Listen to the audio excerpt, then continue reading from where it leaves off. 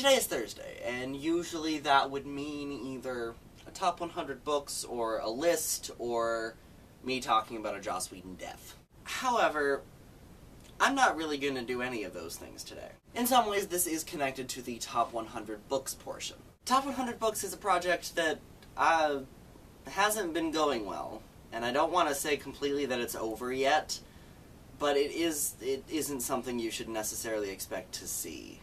But this video isn't here just so I can say the obvious that Top 100 Books is on a hiatus.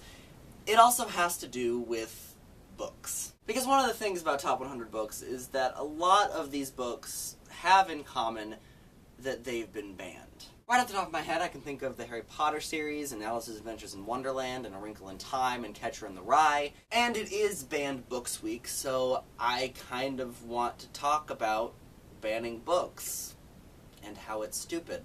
Now, I did think about doing this tomorrow, since tomorrow is the day that I usually rant, but I figured since today used to be associated specifically with books, I should very briefly go back to that whole idea of books and talk about banned books today. Banning books is not a new thing. Banning books have been happening probably since the dawn of books. And when it comes to banning books, we have not gotten better. Books are still being banned to this day.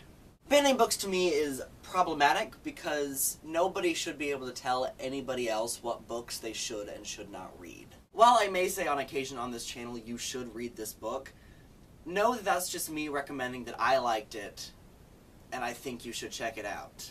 But only if you want to.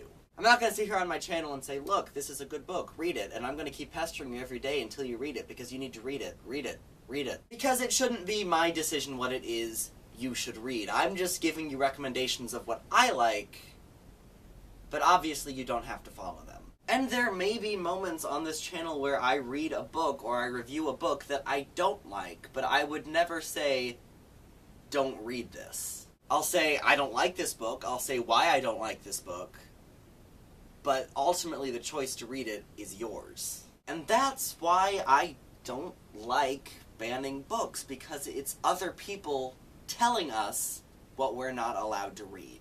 And quite frankly, not only is that incredibly frustrating, it's kind of rude. Especially when it's books written for children or for teenagers. John Green actually made a video about this subject a few years back. Because a school in New York was talking about reading his book Looking for Alaska and having the student body read the book. And there was a large group of people who rose up and said, no, we should not be allowing kids to read this book because it's pornographic. Now, if you've actually read Looking for Alaska, you know how stupid and ridiculous this is. But the fact that it was brought up at all is insulting.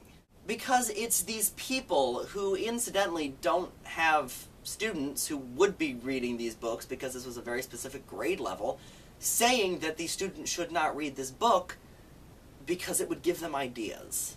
And I'm sorry, I'm fairly certain teenagers have brains and they can make their own decisions. And as John Green stated in his movie, what these, not even parents, what these adults need to do is shut up and stop condescending to teenagers. And it's the same with children's books, because so often people, adults, step forward and say we should not be giving these books to children because it will give them ideas. Just a random example off the top of my head, the book Light in the Attic by Shel Silverstein was banned. Now, Light in the Attic is a collection of poems because Shel Silverstein was a poet, and the reason it was banned is because one of the poems was about this person who dropped the dishes on the floor so that they broke, so that they wouldn't have to do dishes anymore. And this book was banned because people were convinced that kids would read it and do the same thing. Oh, I'm sorry, I thought kids could think for themselves. Clearly I'm wrong. And again, it's just insulting. It's acting like kids don't have brains of their own and are swayed by every little thing that they see. And the more we do this, the closer we are to getting to a Fahrenheit 451 situation where we burn books because we don't want people to think. And incidentally, that book was banned. It's almost like people are actually trying to get to that point, that they want us to stop thinking, So they're banning every single book out there until we won't think anymore. Banning books is not something that should still be in practice. It's not something that should ever have been in practice, and the sooner we can stop, the sooner we can be a better society.